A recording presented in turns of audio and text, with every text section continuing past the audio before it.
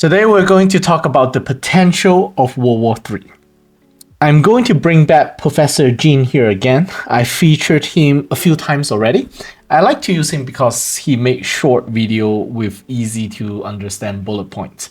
And also he carried this semi-official Chinese narrative mindset that I don't think I have, not all the time. But it's very important for my channel because my channel, I'm trying to present this Chinese perspective to the world, right?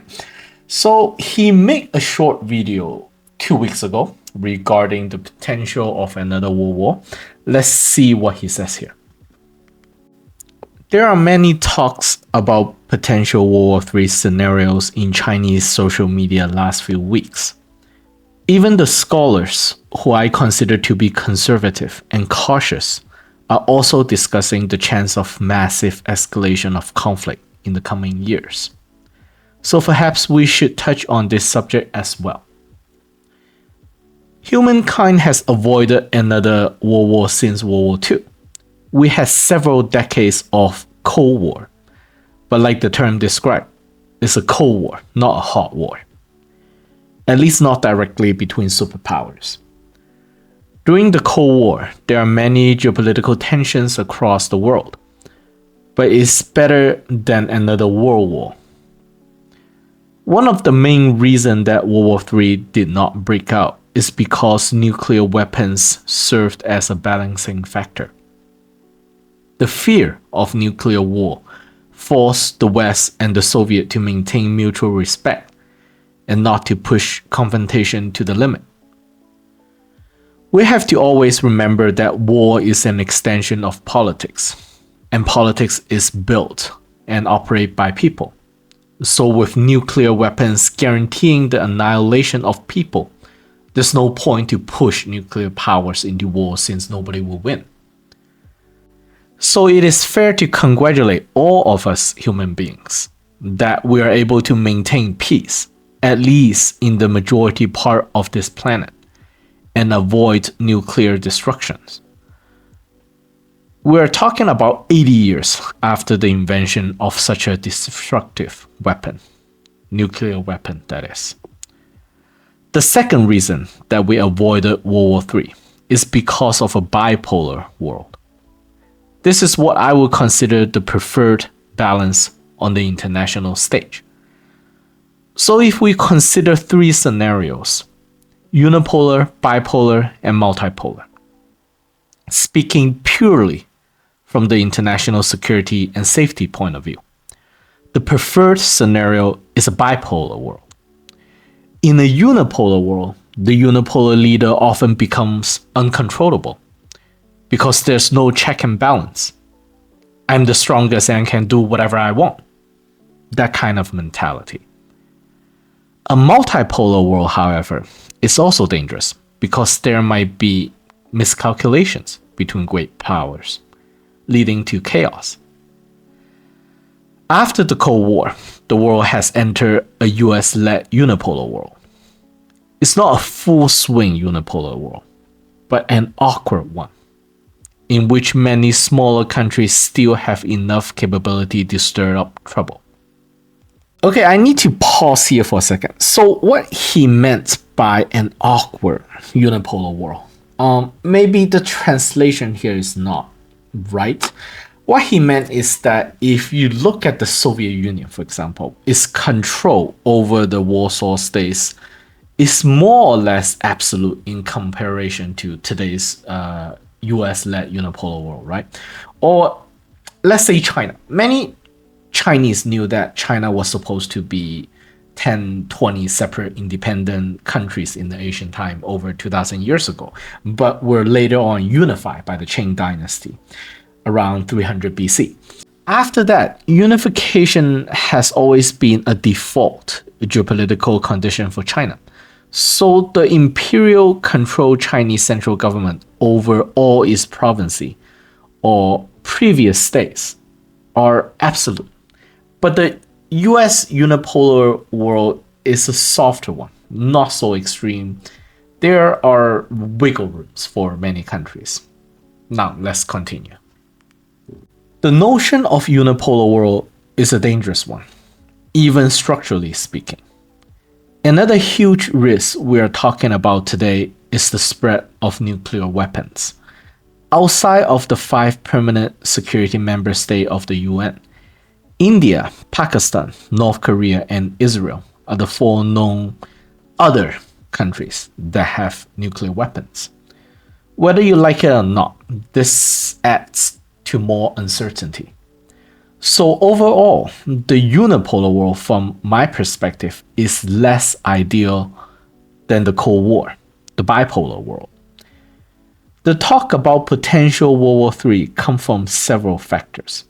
One, the Ukraine war, in which Ukraine is just a proxy of the United States. Everyone knows that by now. So in reality, it is a conflict between US and Russia, with US dragging a few friends along the way. This is in fact a risky scenario, and is only one step away from World War III. From my point of view, World War III will officially begin when NATO joined the fight, putting boots on the ground. NATO today is providing weapons, funding, intelligence, coordination, and media protection. Everything but official troops on the ground. Of course, there's another popular saying that the direct military conflict between China and US will be the mark of the beginning of World War III. This is because Russia's current geopolitical footprint is not big enough to trigger a World War III. But China and US entering a war against each other will completely disrupt the global system. There's also a third scenario, in which we already have a war in Europe and potential major escalation in the Middle East. If North and South Korea re-enter a civil war, many geopolitical analysts in China consider Korean Peninsula might enter war even before China and Taiwan. So in that case, maybe it can be considered to be another definition of World War III. So as of today, we see escalation in Europe, Middle East, and Asia. So the potential scenario of World War III is a reality, but will it actually happen? It is still uncertain. One of the things I want to talk about here is that the nuclear weapons that prevented World War III is still there. How it acts as a deterrence against great power conflicts still exists. Besides Russia, who is already at war, China and US seems to be still holding back and avoid entering into a direct war. So the deeply seated economic ties between China and US and the nuclear deterrence is still preventing World War III from happening. From my point of view, we're still reasonably distant away from World War III. Can humankind avoid World War III? I think it depends on relationship between great power, especially relationship between US and China. The current attitude is competition, but no war. So I totally agree with Henry Kissinger.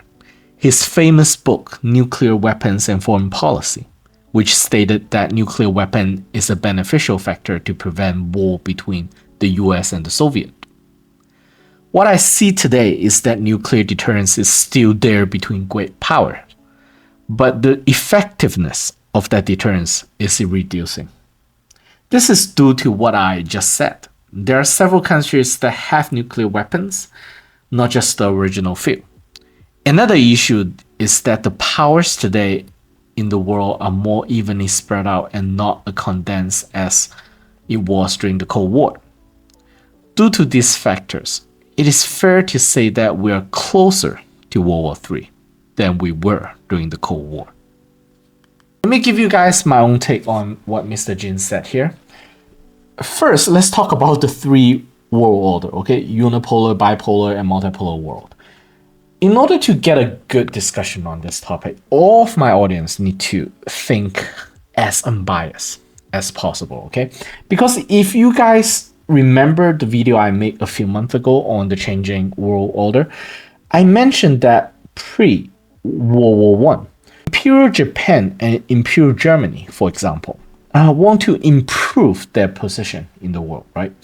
And the British Empire see that as a major challenge and move towards to contain them. Japan and Germany didn't want to be contained. So it's fair to say that probably Japan and Germany back then also want to somewhat push forward a multipolar world back then. Not because they like multipolar world, because that is to their advantage and that's the narrative they want to sell. So it's fair to say that today's China, Russia, India, countries like these, their push for a multipolar world also contains selfish elements. And I will be the first to admit that that is a valid argument. There's nothing wrong with that. So when we talk about all these world orders, we need to think past our own nationality and patriotism and think which of these world orders is best for us human beings. Now, historically speaking, I will disagree with Mr. Jin here. I would say that unipolar world is the most safe if you only consider international security as the factor here. During the Cold War, the conflict is very intense, actually, right? The Vietnam War, the Korean War, the war in the Middle East, Africa, a lot of places. It's very violent and chaotic. I would say if we really weight all the things, the US-led unipolar world on average, okay, is safer than the Cold War between US and the Soviet. But to put it another way, you cannot blame it all on the Soviet or the US, because many of these regional wars that happened during the Cold War era were, I would say, inherent colonial problems left over by the British and the French. So after the end of World War II, those two countries left a huge power vacuum in some regions, such as, Asia, Southeast Asia, South Asia, and also Middle East, right? So that is a big responsibility for the US and the Soviet to fill. And I'm going to talk about this a little bit later in my video. Now, the multipolar world, according to human history, has been always violent, most violent. Doesn't matter if you look at, Chinese own history, Middle East, Europe, Europe had been kind of in the multipolar world all the way until the end of World War II. So it's definitely most violent. And this is something, China and Russia is pushing forward with. So we have to consider, is it really the best way moving forward, not just because China can take advantage of it or Russia want to improve its position. It's debatable. All right, now moving past the historical examples, I want to come to some kind of understanding with my audience. If you look at the unipolar world led by the United States, okay, I don't think it is fair to discredit unipolar world as a whole just because we find the current unipolar world US-led to be dissatisfying. Because if we have to rate the US unipolar world by, let's say, a scale of 10, okay, what point will you give it? Is it a 7, a 5, a 3? I guess, okay, just from my experience, okay, I guess the countries that will rate United States the highest currently are probably those countries in Eastern Europe, right? I talk to many of them and they see United States probably as the most positive impacting force. It's okay. That's, if they like to think that way, that's fine. And I would say many other countries rate it maybe between a 4 and 5. I think even China will rate it like a 4 or 5 at least, because Chinese for many years over the past few decades see US as a really, valuable partner and friend, right? And then you have, of course, countries like Iran or North Korea that will probably rate United States as a 0 or 1. But what I'm trying to say here is not really fair to rate United States, because there's really nothing you can rate against. United States in the entire human history can be said as the first country, empire, to kind of unify the whole planet. So what are you going to compare United States to? Like the best feasible comparison is probably the British Empire, and anything before that is more kind of regional, right? It doesn't matter if all those Chinese dynasty empires. Rome is still small, and the technology gap is definitely big, right? We are in a much different status currently as human being. So the world is very much integrated today, much more compared to what it was, decades or centuries ago, with so many advanced communication technology. It is even unfair, I would say, to compare to British Empire. There's no comparison. So whatever you want to rate United States, you need to kind of show some sympathy, is what I'm saying. So we're definitely going through some changes right now. And to many Chinese philosophers, we're kind of surprised that the US-led unipolar world is so short-lived. Only 3 decades.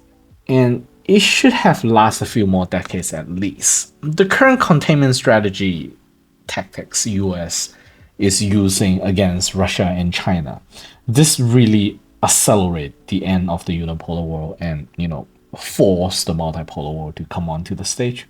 So looking through the longevity of history, okay, we cannot really discredit unipolar world just yet, just because US didn't do a good job. If you look at, for example, the Qing dynasty, the first emperor who unified the entire China officially, it only lasts 30 years. And, the Han dynasty that came after last couple hundred years because it learned from the mistake of the first, Qing Empire dynasty not to be so cruel and be more inclusive. So perhaps the United States is currently just showing the world, or at least showing the next unipolar power of the world. No idea who that is. Maybe it's the United States again, that maybe it should change its strategy and not be so violent and be more inclusive. That could be the way forward. I don't know, but it's possible. So just do not discredit unipolar just yet, I would say. Same thing goes with this bipolar world. Maybe it is the most stable form of world order, like what Professor Jin has said. And for different reasons, the Soviet just was not able to maintain it for a longer period of time. And I really want to talk about this bipolar world a little bit more. So if you really look at this post-World War II era, if you look at how power across countries and history, the relationship of imperial central government powers always have this kind of friction against local powers, right? They're always in this kind of forever struggle. For example, in China, throughout our history, even today, central government want to run the country and its province as efficient as possible. And to run it effectively and drive growth require talented mayors who build a good relationship with local businesses and also the human network, right? You can call it, local mafia, so local power structure, whatever it is. And they need to be in sync for it to work the best. However, if the assigned mayor that the Chinese government assign into the province and the local powers there gets too close, they start to intermarry, right? To consolidate their power even further. That will become a risk to the central government because they will drive their own interests. And if central government want to put forward policy that benefit the whole country, but disfavor the local authority position, then those local authorities might come up with plot, sometimes work with foreign powers to undermine the central government. That's a risk, a major risk. So in China, even today, the PRC rotates province mayors every decade to make sure the local oligarchy class do not consolidate power too much that will threaten the central government's power. This is a never-ending struggle, fight for, balance. This is the same when colonial power, including US today. when they tried to project power, especially long distance, they used the same trick that the British Empire and many other empires in history use. They create this kind of local imbalance, tensions, because without local tensions, there's no demand for foreign interventions. Many people just simply call it divide and conquer, divide and rule. But yeah, it's more complicated than that. In today's world, many state borders were originally drawn by French and the British, right? And whoever wins a major war after the war, the victor usually draw and redraw border in favor of their own power projection. Same thing with the Russians, actually. If you look at Ukrainian borders, part of it were supposed to be Hungarian and the other part is supposed to be Polish, right? So the Russians kind of use kind of the similar method to mix people up, and they're more keen to look up to a stronger power to keep the balance locally. Maybe that is also the reason why when after Soviet, when Ukraine was becoming an independent state, the way Ukraine was kind of remain that way creates this kind of local imbalance, so Russian can project its power more easily and hold on to influence over Ukraine. And this is what kind of happens now as well, that there is some kind of imbalance there. British did that to India, Pakistan, Bangladesh as well, and French did it to many African countries, and China was a victim as well during that era. And British Empire was definitely the smartest, I would say, through the control of major geographical choke points and, river deltas. The British are able to cast influence kind of efficiently and not as violent and brutal compared to, let's say, the French, which can be quite brutal in Africa. So many of the wars that happened during the early phase of the bipolar world, the Cold War, were geopolitical power reshuffling event, I would consider, that shouldn't be blamed entirely on the two bipolar power at that time, the United States and the Soviet. So we shouldn't discredit the potential benefit of a bipolar world as a way to move forward. It's definitely possible. Now, the multipolar world. Yeah, so far, historically speaking, it never worked. It didn't work in Europe, it didn't work in China. So this so-called push for multipolar world might as well just be like a transition period, which the world will just end up in a new unipolar or bipolar or tripolar world, quadpolar world, I don't know. Theoretically speaking, I'm not so sure. I'm not sure if we human beings is ready for a multipolar world. Do we have enough wisdom to handle a multipolar world? It's like my previous video, I talk about how democracy can human being actually handle democracy, or is it just an illusion? So it's kind of debatable. Let me know what you guys think, okay? And I hope you guys see that Mr. Jin and I are being fair here, because China is pushing forward this multipolar world, right? And both of us think that multipolar world is more dangerous. But of course, if we human beings, okay, all countries can somehow inject more authority and pay more respect to, let's say, the United Nations, and really try to settle scores there and not just, do our own things, maybe a multipolar world will work, can lead to a longer period of time of peace. It's possible, yes. Now, regarding the potential of World War III, here's my take, okay? Yes, nuclear weapon is a very important tool to deter conflict, and it is very important to put nuclear weapon into the equation when you look at geopolitical conflicts and tensions and problems today.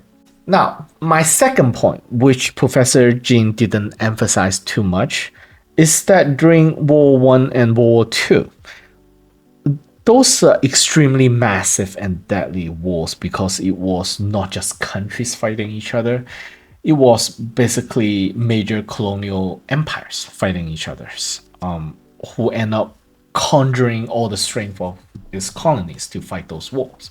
I know I make videos in the past talking about how Germans and Japanese today sometimes act more like vassals, and they do not run their own independent foreign policy. But even client states and vassal states and puppet states have their limits today.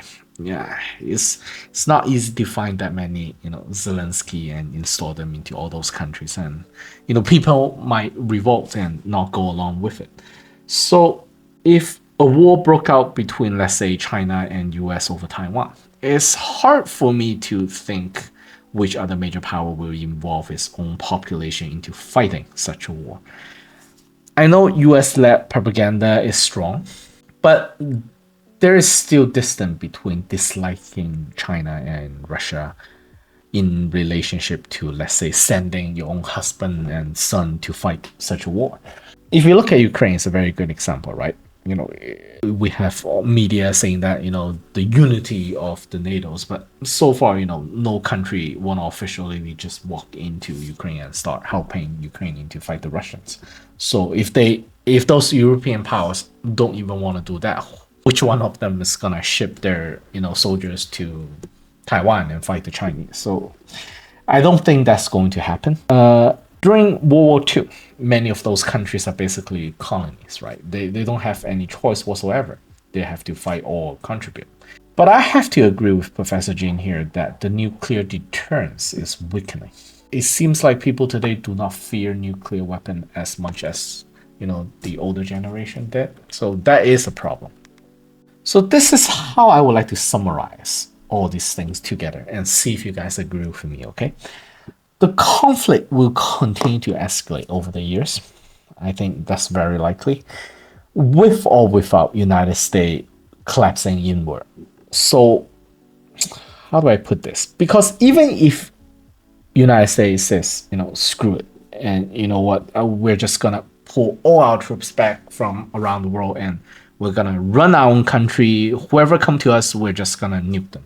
So even the United States completely isolate itself that way, not interferes with other countries and businesses, the power vacuum that the US left behind will still drive war, just like the 1950s, 60s, and 70s wars that were fought among newly established nations in Middle East, for example, to find the right balance between themselves. So that's possible.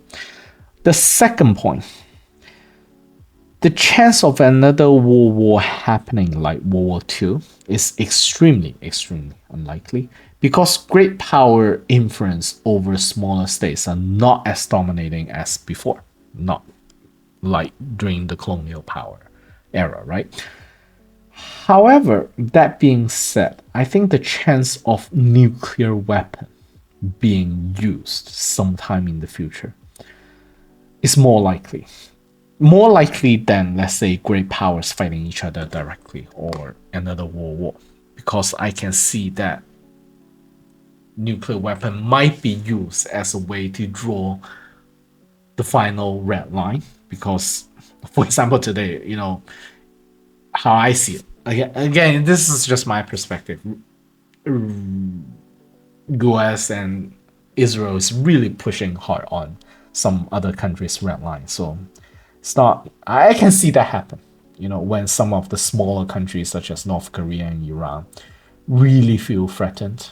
China and Russia is bigger, and, we can withstand some beating, but smaller country, they might resort to nuclear weapons earlier if they feel like they have to use it. So that's a possibility, yes. Now, I want to end this video with another statement made by Professor Wang, which is one of my favorite presenter. He has very strong critical thinking skill. I translated one of his video regarding neocolonialism 3 months ago. And in that video, he stated different phases, right, of neocolonialism. And he made a few predictions as to what will happen in the coming years and decades.